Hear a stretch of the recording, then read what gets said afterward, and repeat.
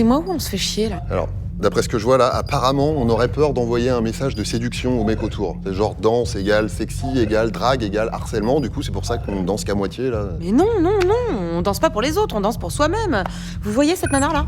C'est Loïe Fuller. Au 19e siècle, elle a cassé tous les codes de la danse classique académique en disant, je cite, ouvrez les guillemets, le corps humain doit, malgré les barrières des convenances, exprimer toutes les sensations ou les émotions qu'il ressent. Alors on s'est quand même pas emmerdé à casser les codes pour se remettre des barrières à cause de 3 relous qui confondent danse et drague. Ouais, enfin, tu feras gaffe, t'as pas fermé les guillemets, c'est toujours Loïe Fuller qui parle. Montez, Qu'est-ce qu'il y a? tu m'emmerdes. Toujours Loïe Fuller qui parle. Alors, du coup, on a le droit de danser, mais on danse quoi? Je m'en occupe. On danse ce qu'on veut, comme on veut, on est là pour s'éclater.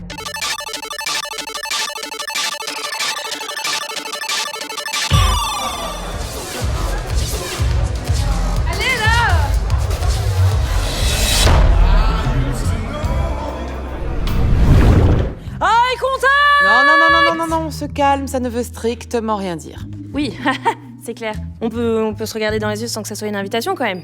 Oui, alors par contre, du coup là, on a un peu envie de l'enlacer, mais on voudrait pas que ça passe pour du harcèlement. Du coup, on fait quoi? Bah, je propose qu'on lui pose simplement la question, hein, et tout ira bien. Je suis d'accord. On n'est pas obligé de se transformer en cygne. Qui fait ça? Bah Zeus. Bah oui, pour choper Leda par exemple. Il se transforme en cygne pour choper Leda. Il se transforme aussi en satyre pour choper l'Amazone Antiope. Et pour la mortelle Alcmène, il se transforme en son mari. Comme ça, elle les voit que nu. Et ben voilà, on a qu'à se transformer en son mec. Alors, je propose qu'on ne se transforme pas, hein, et qu'on revienne à l'idée initiale qui est de lui poser la question. On lui dit un truc du genre ça te dit qu'on danse ensemble? Et puis voilà, hein, la communication, c'est quand même la base. Oui, enfin, faudra quand même faire attention au biais d'ancrage. Bah, c'est clair. Quoi? Le biais d'ancrage, c'est l'attachement que notre cerveau donne aux premières impressions. Il privilégie les premières informations, il néglige les autres, ce qui oriente arbitrairement notre jugement. Vous connaissez le dicton? Ah ok, c'est pour ça que par exemple des fois tu peux pas blairer quelqu'un quoi qu'il dise. C'est ça fausse complètement notre grille de lecture. Du coup, faut qu'on fasse attention à notre phrase d'accroche. Parce qu'elle va révéler en plus notre sociolecte. Alors, pardon? Merci Julien de poser la question. Alors, le sociolecte, c'est la langue propre au groupe social. C'est son jargon, ses tics, ses expressions. Et donc, faut qu'on fasse attention puisque ça donne des informations sur notre milieu social. Là, le problème, c'est que si on fait pas quelque chose dans les 15 secondes, on va avoir les mains trop moites pour un contact physique. Et en plus, le stress est en train d'anéantir complètement notre sécrétion de salive. Loïc, t'as entendu là? Il y aura plus de salive bientôt pour nettoyer toute la flore bactérienne de la bouche. On va puer de la gueule, mec.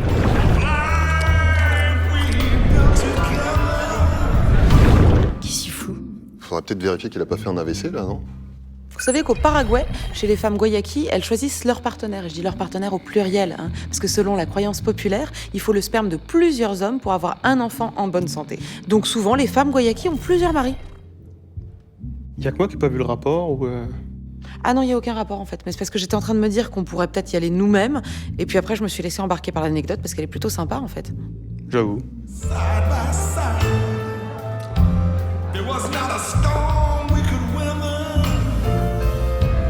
Contact! Ah, oh, pardon, désolé de casser l'ambiance, mais on a un gros problème là. On a les corps caverneux qui sont en train de se gorger de sang vitesse grand V. On va mourir. Non, on va bander. Ah, à propos de bander, j'ai une petite anecdote, ça vous intéresse?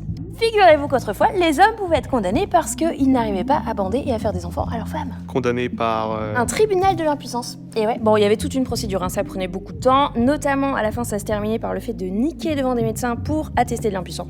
Sympa. On connaît le cas d'un marquis en 1657 à qui c'est arrivé, il a dû céder tous ses biens à sa femme, et il pouvait pas se remarier tant qu'elle était pas morte. Dur. Eh bien non, justement. Bon, je propose qu'on s'esquive juste pour aller lui chercher un verre. Tu veux boire un verre?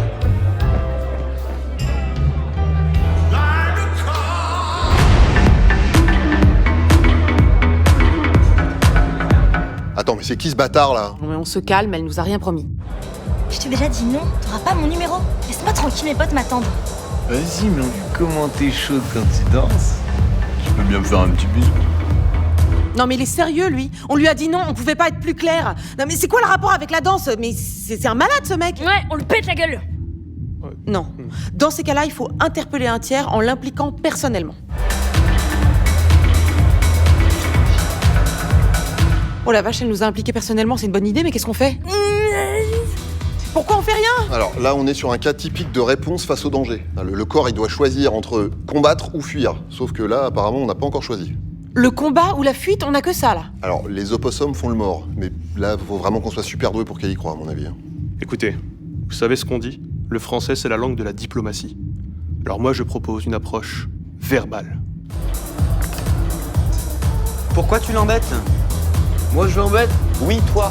Toi, tu m'embêtes.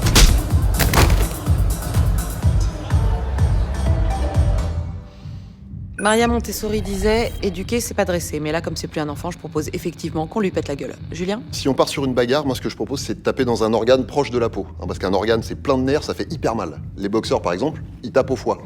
Là, le risque, c'est que le mec ait des abdos. Du coup, un organe proche de la peau, pas d'os, pas de muscles. Je propose les couilles. Oh.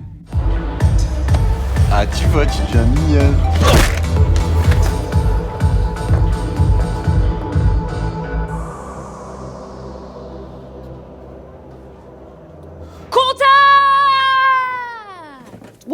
Waouh, on se calme, tranquille. Pff, ça va là, qui s'énerve ici? Pas moi. Hein. Ouf.